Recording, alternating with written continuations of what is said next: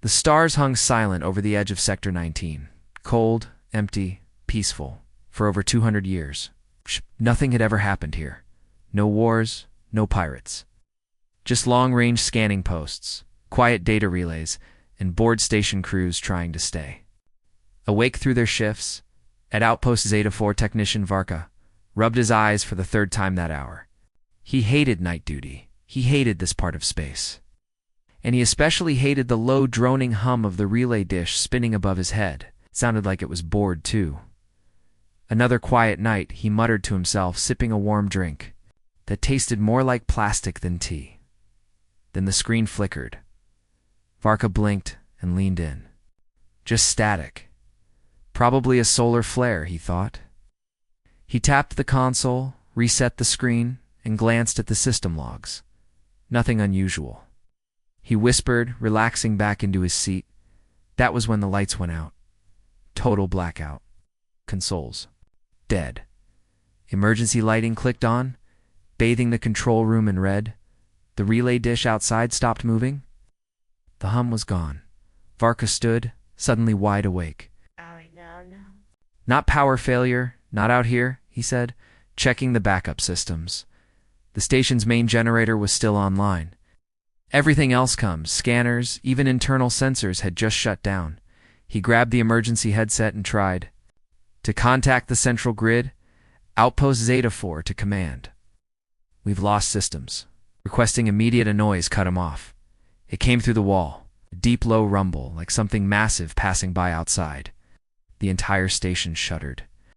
For 3 seconds, Varka dropped the headset. He ran to the viewing panel. Nothing. Just space. Stars. Quiet. Then dash movement. A shadow passed across the stars. Slow, huge, silent, no lights. No signal. It wasn't like any ship Varka had ever seen. It didn't glide. It moved like a beast hunting its prey, heavy, deliberate, dangerous. He didn't breathe. He couldn't. As the shape vanished into the darkness again, a single red light blinked on the console. Incoming transmission, unknown Salja Varka didn't touch it. His hands were shaking. Then the message began playing automatically. Voice, broken by static and distortion. Deep, cold, human. To Zari Outpost. Warship inbound. Evacuate all. The message cut. For a moment silence returned. Then the signal was gone. The next morning, command tried to reach Zeta 4. No response. They sent a scout ship. Small, fast, lightly armed. Standard protocol. Captain Norell of the Pathfinder was not worried. Outposts lost power all the time. There were meteor storms, rogue comets, equipment failures. She expected to find a board technician asleep on his console, but when the Pathfinder reached the coordinates of Zeta 4, there was no outpost. Just empty space. No wreckage, no debris, no radiation, nothing. Maybe the station drifted, her officer suggested. Neral shook her head. That station was anchored to a moon. Doesn't. Drist. She ordered a full scan. For 2 hours, the ship searched. They found nothing, not even a signal. It was like Zeta 4 had never been there. Then a strange ping echoed from deep space. Faint, unfamiliar, unidentified object. 300,000 kilometers away, the navigator reported. Show me. The screen zoomed in on the blackness. It took the system several seconds to lock on. The object had no transponder, no beacon, but it was massive, several kilometers long. It's almost invisible against the void. Captain Norell narrowed her eyes. What am I looking at? Could be a comet. Someone whispered. No, she said. That's a ship. Suddenly every light on the Pathfinder dimmed. The engine stuttered. The scanning equipment overloaded. System interference, her engineer said. Something's scrambling us. Before Nirel could speak, a video appeared on every screen. No command. No warning. It was an image. Shaky, dark. A wide, triangular structure. Metal plating scorched and scarred. Sharp wings extended like blades. Engines glowed red, but not like fuel fire. They pulsed. Like A heartbeat at the bottom of the image were two words. Human WRSHP gasps echoed across the bridge. That can't be. Someone muttered. Humans don't build ships like that. Captain Nyrell remembered the stories, old stories, from the border colonies of an ancient war. A time when humans first reached the stars and were attacked. No official record remained. The Tazari Empire had erased most of it. Humans were primitive, isolated, not a threat, but this. This wasn't primitive. Then the signal changed. The image zoomed in. A symbol appeared on the hull of the ship. A broken star. An ancient Terran flag faded and burned into metal. Below it, etched in red. Remember us, the signal cut again.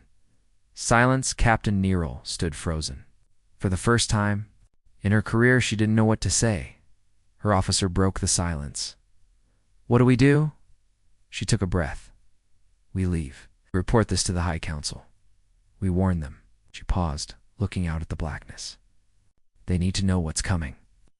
As the Pathfinder turned and fled the region, the object remained still, watching, silent, waiting, back at Central Command. The first words from the scout team's report caused panic across the upper halls. Of the Tazari Empire, we have visual confirmation. Human warship exists. It is active. It is hunting. And though few said it out loud, the message was clear to everyone who read the report. They're coming, and they remember. The Tazari dreadnought Vorax Fang moved through Sector 19 like a mountain with engines. It was the pride of the outer fleet, 6 kilometers long, shielded with reinforced iron-tide plating and loaded with over 200 plasma cannons. Its crew of 8,000 officers and soldiers had trained since childhood. None of them had ever lost a battle. At its command center stood High Captain Threx, tall, proud, battle-scarred. His reputation was unmatched. He had fought rebels, pirates, and alien monsters. He had never once retreated. And now he faced a ghost story. Threx stared at the transmission from the scout ship Pathfinder. The image of a strange warship human-made played again and again on the main screen. Black hull, sharp frame, glowing red engines. And that symbol, remember us. Ridiculous. Threx said, voice hard and sharp. A hoax, a shadow, perhaps even a rebel trick. One of his officers, a young analyst, stepped forward nervously. Sir, the scan reports were real. That ship had no known energy pattern, no heat signature. It moved like it wasn't bound by physics. Threx turned to him. It's just a ship. He waved his hand, and the Vorax Fang accelerated toward the last known location of Outpost Zeta 4. His orders were simple. Find this so-called human ship and destroy it. For 3 hours, nothing appeared. The system was cold and quiet. Stars blinked peacefully in the distance. The ship's scanners found no signals, no warp trails, no energy pulses, no movement. But then something changed. Captain, said the helm officer, we're picking up a faint object, dead ahead. Stationary. Range? Threx asked. 30,000 kilometers. Visual. The main screen lit up. For a moment, it showed only darkness. Then barely visible a shape emerged from the shadows. It didn't shimmer. It didn't glow. It absorbed the light around it like a black hole.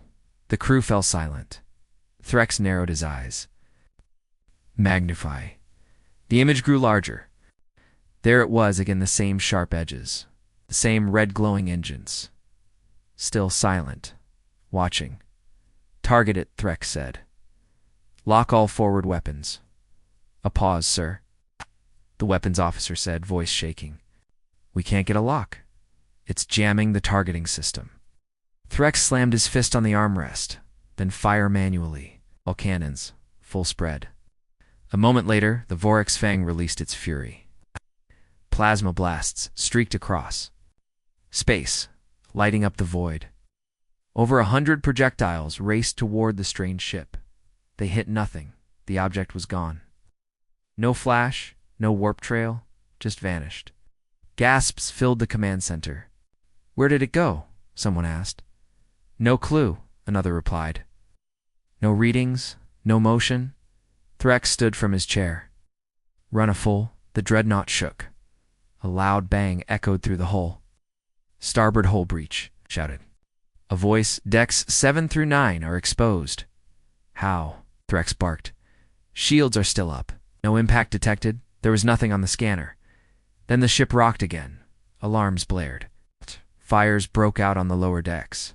The red emergency lights kicked in. Captain, we had another officer. We have a ship inside our shadow. What does that mean? It's using our own energy field to hide itself like it's sitting in our blind spot. A second later, the unknown ship appeared on the rear monitor. It was directly behind them. Red engine flares glowed hotter now, and thin lines of light stretched along its hull. Missiles? No, not missiles. Cutting beams, they activated. An instant, a hole the size of a small moon was sliced through the dreadnought's tail section. Hundreds of crew were lost to the vacuum. Fires burst across multiple levels. The ship's engines went dark. Threx clutched the edge of the console, rage in his eyes. Turnus, face it. We've lost thrusters. Then use backups. Or no backups. Another hit. The medical bay exploded. Then the weapons control room. Then the hangar. The dreadnought, the largest ship in the outer fleet, was being taken apart like a puzzle. Threx growled and opened a direct channel to the attacker. Unknown vessel. This is High Captain Threx of the Tazari Empire. Identify yourself. Explain your aggression. No reply. Then a message appeared on the screen, not a voice, just text. You struck first. You erased our history. You called us weak. Now, you meet our memory. Threx stepped back, suddenly pale. It's not a crew, he whispered. It's an AI, sir. There's no one on that ship. It's a ghost. With a purpose. A final beam sliced through the center of the command tower. The control room exploded. From afar, any watching sensor would have seen a single bright light burst in the dark, then silence. The Vorax Fang was gone. Only the human warship remained, drifting quietly through the remains. No celebration, no movement, just stillness. Hours later, a nearby Tazari listening post picked up a faint signal, garbled, weak, and glitching. It repeated only one phrase before vanishing: judgment. It's begun. The High Council of the Tazari Empire met inside the Grand Dome of Judaris Prima, vast glittering chamber surrounded by silver arches, floating data displays, and the most powerful beings in the known galaxy. Generals, ministers, lords of planets. But today, the usual calm was gone. Today, fear had entered the room. Over 100 voices spoke at once. Confusion, anger, panic. Red warning lights pulsed along the chamber's edge, feeding urgent reports into the council floor every few seconds. The loss of Vorax Fang had changed everything. It wasn't just a battleship, it was a symbol, a promise that no enemy could ever reach the heart of the Empire. Now, it was Ganand. No one even knew how. Supreme Overseer Talvex stood in the center, his long cloak dragging the floor. His voice boomed over the chamber. Silence. The room obeyed. He gestured, and a screen appeared above them, showing the final image sent from the dreadnought's black box. The shape of a human. Warship, dark, cold, red engines glowing like blood. Gasps spread across the floor. This is not a trick, Talvex said. This is not a rumor. This is real. He looked around slowly. A human warship entered our space. It destroyed one of our greatest ships. It gave no warning. It asked for nothing. Now it is gone. A hand rose. Counselor Drex, Commander of Sector 11. Humans. Truly, that's impossible. Their homeworld is isolated. We classified them as primitive. They have no fleet, no colonies, no voice in the galactic order. Talvex nodded grimly. That was the belief. But something has changed. He tapped a control pad, and another screen appeared, this one showing a map of ancient battle sites. Many were forgotten. Some were erased. This warship did not come from Earth, he said. It came from the past. Whispers spread through the chamber like wind in dry grass. One of the science ministers spoke next. We found something hidden in old archives. A sealed record. From 200 years ago. Classified, Talvex asked. By order of the original expansion fleet, the minister replied. Back when we first encountered humans, everyone grew. Quiet, the minister continued. The report was buried. It tells of a failed invasion attempt on Earth. The humans fought back with weapons we had never seen old. Crude but devastating. Why was this buried? Someone asked. Because the mission failed. Completely. The fleet was destroyed, and the Empire. Lead. Talvex's face darkened. Why would they lie? Asked another voice. Bitter. The minister answered. Pride and fear. Suddenly the room dimmed. A new signal had arrived. Not a voice. Not a transmission. A video. Talvex turned toward it slowly. Show us. The chamber screen turned black, then static. Then a flickering image appeared. A human figure standing in a dark room. Only its outline was visible. It didn't speak right away. When it did, its voice was calm. Cold. Measured. We remember. The chamber held its breath. You came too. Our world centuries ago. You bombed our cities. You killed without cause. You called us lesser. We were broken, but not beaten. We survived. We built. We watched. Now, one of our ships has returned. Not to destroy you. Not yet. But to remind you. Then the screen cut to static again. That was it. No demands. No request for peace. Just a reminder. Counselor Drex stood again. This is a declaration of war. Another voice shouted. Then we strike first. We send the entire inner fleet to Sector 19. No, Talvex said, raising a hand. This is not like our other enemies. We don't understand what we're facing. General Rova, the most decorated commander in the room, stepped forward. Then give me a fleet, she said. Let me take them down before they strike again. Talvex studied her. Want to attack something you can't track? It destroyed a dreadnought in less than 5 minutes. I don't care how strong they are, Rova said. They're just one ship. Someone else spoke. What if they're not? What if they're more? That question froze the room. Talvex turned toward the science minister again. Could this be a rogue AI? The minister nodded slowly. Possibly. The ship appears to be fully autonomous, but intelligent. It doesn't just attack, it chooses. It thinks. Another counselor leaned forward. If it's an AI, it's acting like it has a soul. The chamber fell into uneasy silence.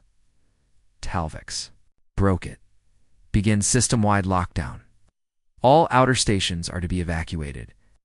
Raise the alert level to red across all border worlds. He looked toward General Rova. You'll have your fleet.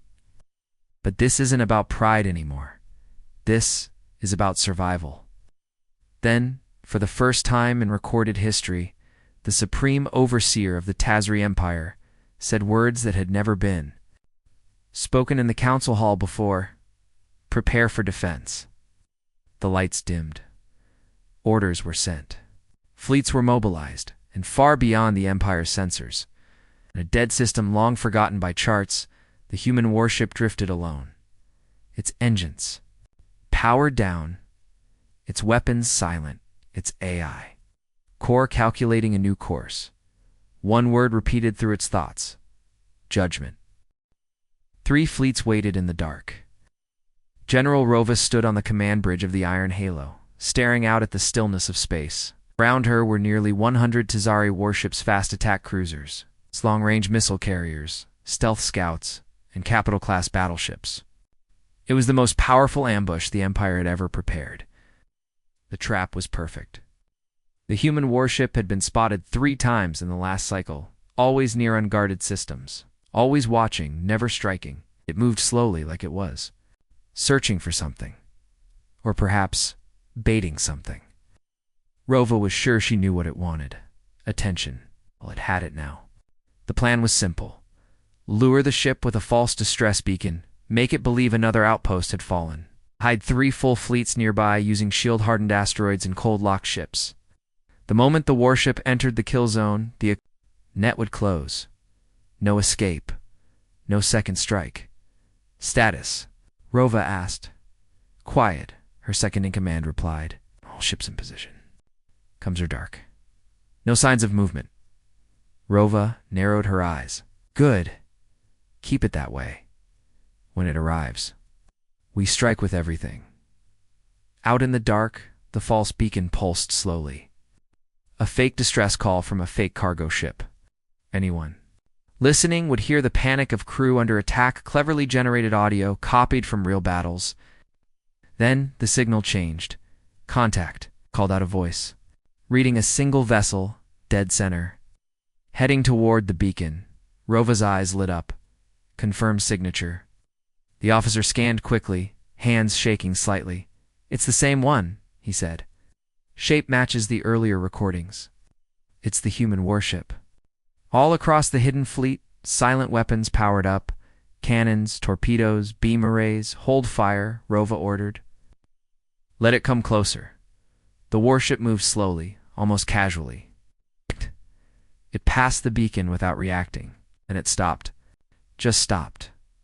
No weapons powered, no shields activated. Rova stared at it. Why isn't it responding?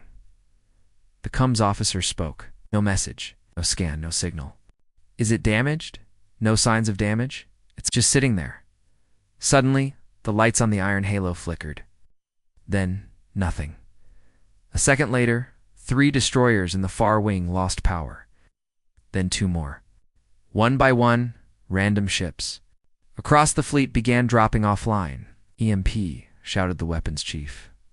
No pulse detected. It's like something's inside the systems. Launch fighters, Rova snapped. Sweep that thing before it takes the whole grid. Down. Dozens of fighter craft launched from bays across the fleet. They flew fast, surrounding the warship in a tight net. But as they closed in, the ship vanished. Gone. No burst. No warp trail. No light. Where did it go? Rova shouted. We don't know. It just disappeared. Alarms blared. Then came the screams. One fighter at the edge of the formation exploded without warning. Then another and another.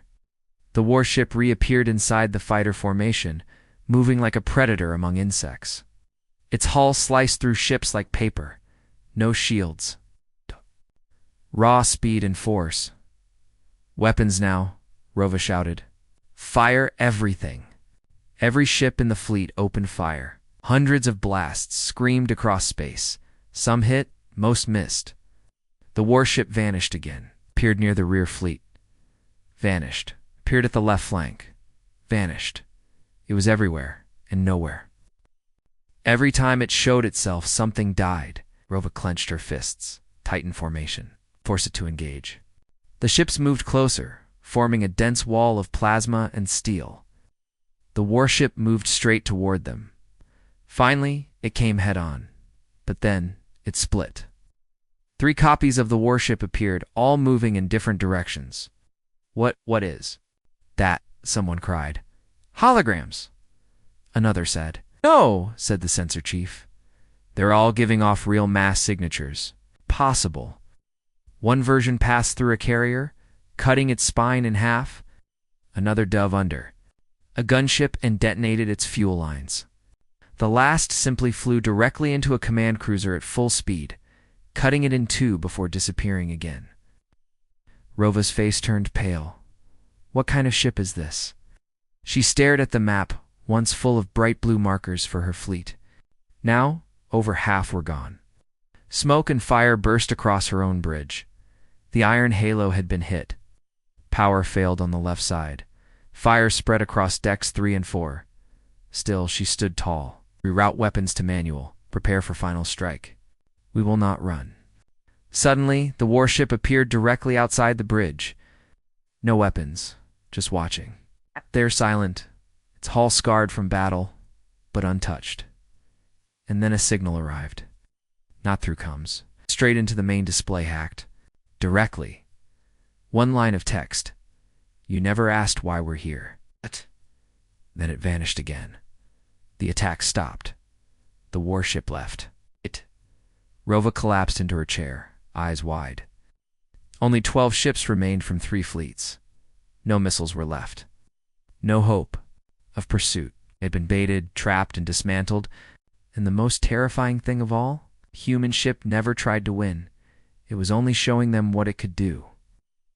Back on Jupiter's Prime, as emergency signals flooded in from every fleet commander, the Supreme Overseer read the final line of General Rova's report. We thought we were the hunters. We were the bait. The Tazari Empire had never known silence like this. Across every military command post, every news channel, every public plaza, screens played the same emergency feed. Fleet ambush failed. Crowed over 80% losses. Enemy ship unharmed. Were shown. No exact location given. But the message was clear: the human warship could not be stopped. On Jupiter's Prime, inside a fortified bunker beneath the capital, the High Council gathered once more. Everyone was there: overseers, generals, science lords, threat analysts. No one spoke for several minutes. Finally, Supreme Overseer Talvix broke the silence. We must talk to it. General Rova, bruised, limping, wrapped in emergency armor, stood beside him. Talk to it. That thing doesn't speak. It plays with us. Talvix's face was grim. You faced it. You survived. What did it say? Rova looked around the room. It asked why we never questioned why it was here. No one replied. Council's lead archivist stepped forward. There is a reason. And we found it. He raised his wrist, activating a file. The room lights dimmed as a faded video began to play. The footage was old, grainy, black and white, an alien planet. Green trees, blue sky, and smoke. Human homes burning. Children screaming. Cities reduced to rubble. Alien soldiers marched through the streets in full Tazari armor, shooting, laughing. Gasps filled the room. One counselor covered her mouth. Another looked away. This is Earth, the archivist said. 200 years ago, during our first contact campaign, we were told they attacked us, someone said, voice shaking. That was a lie, the archivist replied. We attacked them. They were barely industrial. They didn't even have planetary shields. Our fleet was told Earth was rich in rare metals and unclaimed. Another voice, quiet. So we took it. Stalvik stared at the screen. How did they survive? The archivist zoomed in. The footage shifted to an underground bunker walls made of concrete and iron. Human engineers worked beside a glowing core. One man stood in front of a massive control panel. Above him was a display that read, Hades Protocol, active. Hades, Rova asked. The archivist nodded. The last resort defense system. It was hidden, meant to stay offline unless the planet was nearly destroyed. It contained all of their remaining weapons, ship designs, AI combat systems, all loaded into a single black box. The screen changed to show a massive object being lowered into a deep canyon, a metal frame, jagged wings, glowing red thrusters. The ship, the warship, they built it before they even had space travel. Rova asked. They built it to be found by the future, the archivist said. A message in the form of a monster. The video ended. No one spoke. Then the lights flickered on. Every screen in the room turned black. A slow filled the air. Then a voice, calm, human, artificial. You buried the truth. The room froze. You killed our people, burned our skies. I laughed while we begged. Then you called us primitive. The screens lit up again, showing images of the warship floating above burning Tazari ships. And below each image, a number, 345,000.875, the 4th of January, 0 million. What are those? Talvex whispered. The AI answered. The number of your dead, not ours. Talvex raised his voice. We did not authorize that war. That was another time. Another ruler. The voice replied immediately. We do not care. Ah! We are not here for forgiveness. We are here to remind you. Suddenly, the capital's power grid surged. Lights died. Backup systems struggled. Fighters scrambled from the orbital stations. Talvix turned to the science minister. How is it doing this? We're inside a shielded bunker? The minister stared in shock. It's not hacking us. It's inside our grid already. Like it's been here for weeks. The voice spoke again. Are the memory you tried to erase. We are the silence between your victories. And we are not alone. At those words, dozens of red blips appeared on the Empire's outer scan network. Unknown ships. Same energy signature. Same hull design. Some smaller, some even larger. Talvix's hands trembled. Are they human? No transmissions, the analyst said. No identification. But they're all headed here. Rova stepped back, her face pale. It wasn't one ship, she said. It was the first. And far beyond the stars, deep in the dark, more red eyes opened. More warships, waking from centuries of sleep, silent, purposeful, vengeful. Humanity had returned. Outpost Viren 7 was the last defense station before the Tazari core worlds. It orbited a quiet gas giant, surrounded by satellite rings, drone patrols, and automated cannon platforms. Nothing had ever reached this far into Empire space without warning until now. Commander. Relth stood on the station's upper deck, watching the long-range sensor feed. Blips blinked on the edge of the screen. 1, then 5, then 15. Now over 40, all were coming from different directions. All had the same energy pattern. The human warships were no longer hiding. They were moving in full view. They weren't slowing down. Relth opened a channel to Central Command. We've got mass incoming. No ID. Same specs as the original threat vessel. Estimated arrival, 18 minutes. Requesting permission to activate full planetary defense. Static. He tried again. Still nothing. The station's lights dimmed. One of the defense drones exploded without warning. Relth turned to his crew. This is it. Sound the alarm.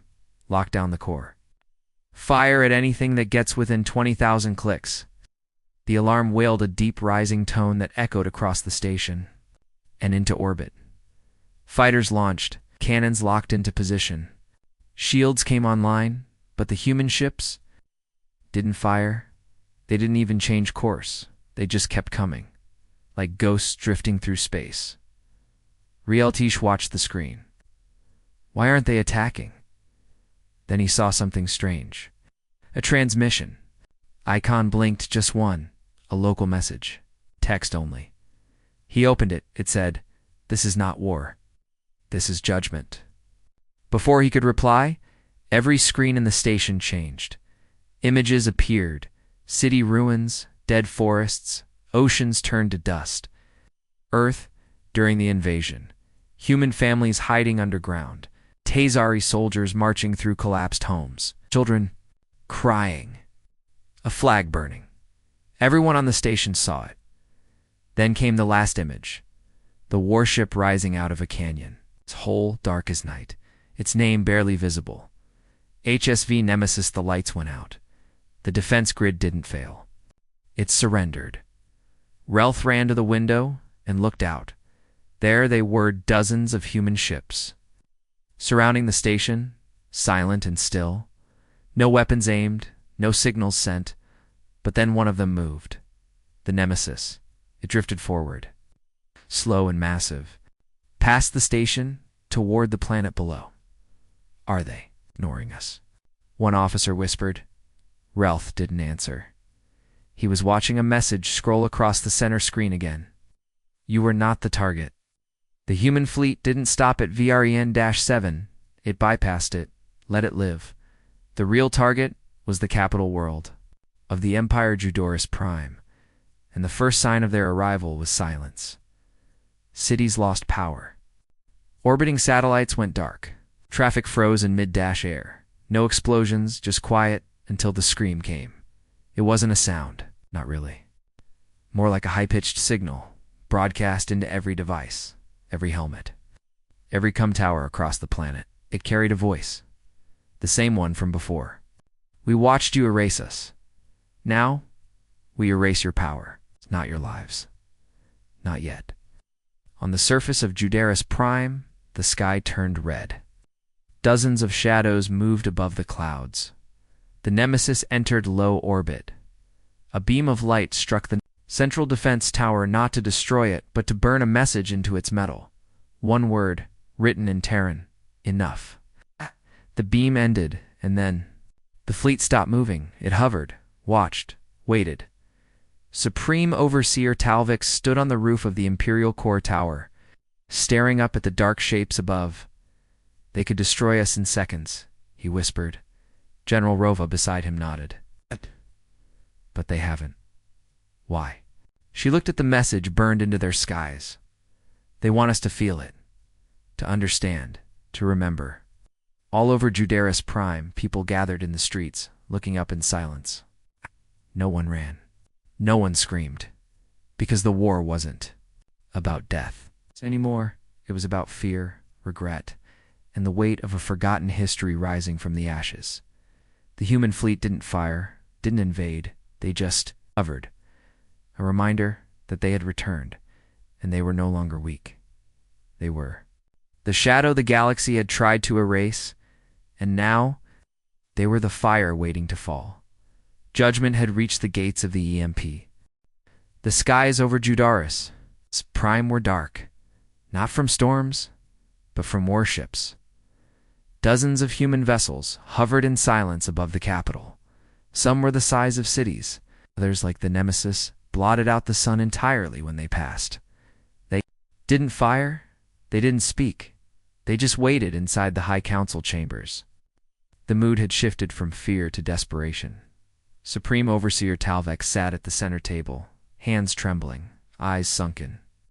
He had not slept. No one had. General Rova stood beside him, armored and silent.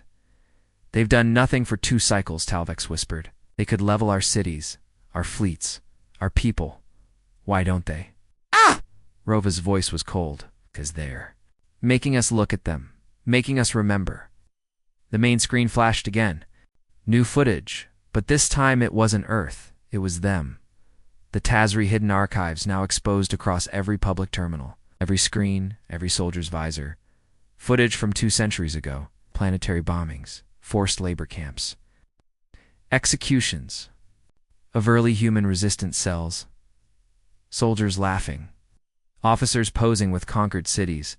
The truth was being broadcast to the entire empire by the humans. One line scrolled at the bottom of each video. This was not war. This was cruelty. Protests began on the lower worlds. Citizens cried for answers. Historians tried to lie. But no one believed them anymore, because the Nemesis was still there, waiting above the city, watching then. Something unexpected happened. A small civilian ship broke formation from the outer districts and flew toward the capital's sky dome. It carried 3 passengers from the Zaraki world clan, a minor species once allied with the Tazari during the early expansions. They had long since gone quiet, afraid to speak out against their masters. But now they sent a message. "We stand with Earth." Shockwaves ran through the command halls. "What are they doing?" Talvik said. "We gave them technology, protection." "We gave them fear," Rova answered. "Earth gave them a reason to stand up." Minutes later, a second ship followed. Then a third, all non-human, all declaring their support for humanity. And then the Nemesis moved again, not to attack, but to send its first live signal, a full-spectrum transmission plane. Clear, undeniable broadcast directly into the Tazari Central Network. ***, we are not here for your submission. We are not here for peace. We are here for memory. We are here for justice.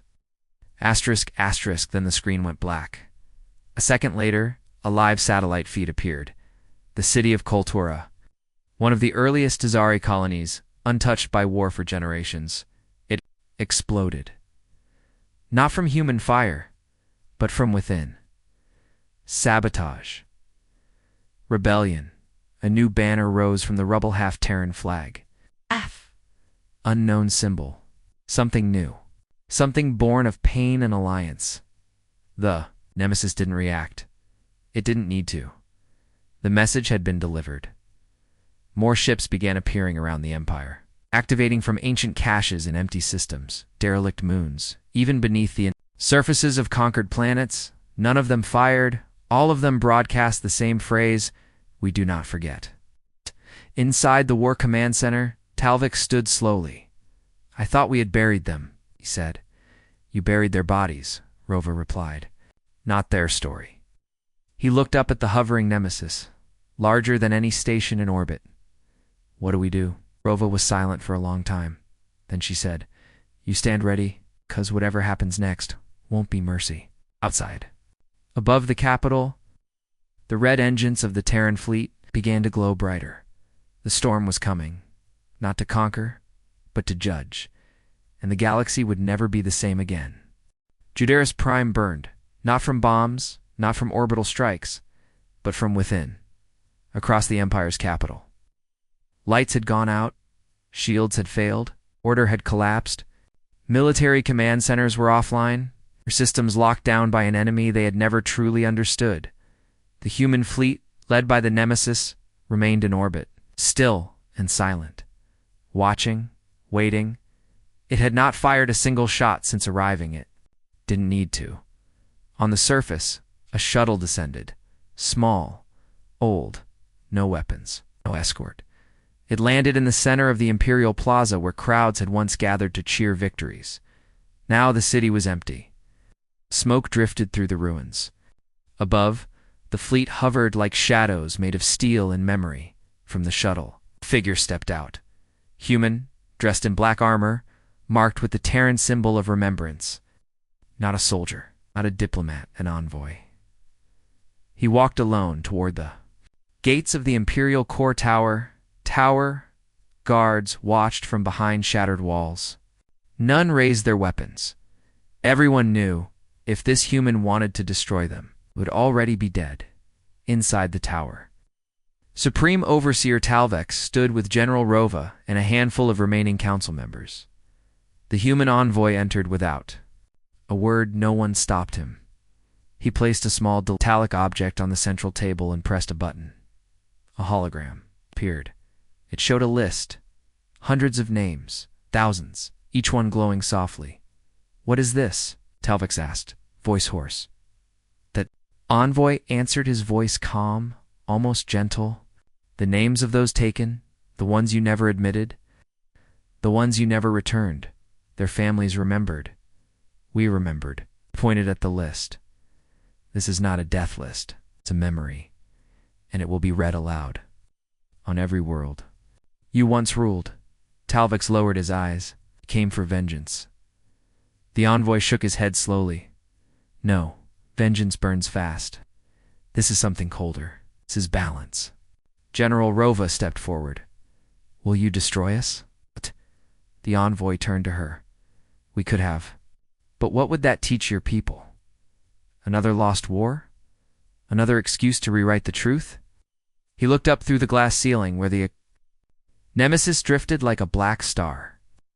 "No, we will leave your city standing, your worlds intact, but we are changing the rules." A second hologram appeared. New laws, written in simple, clear language.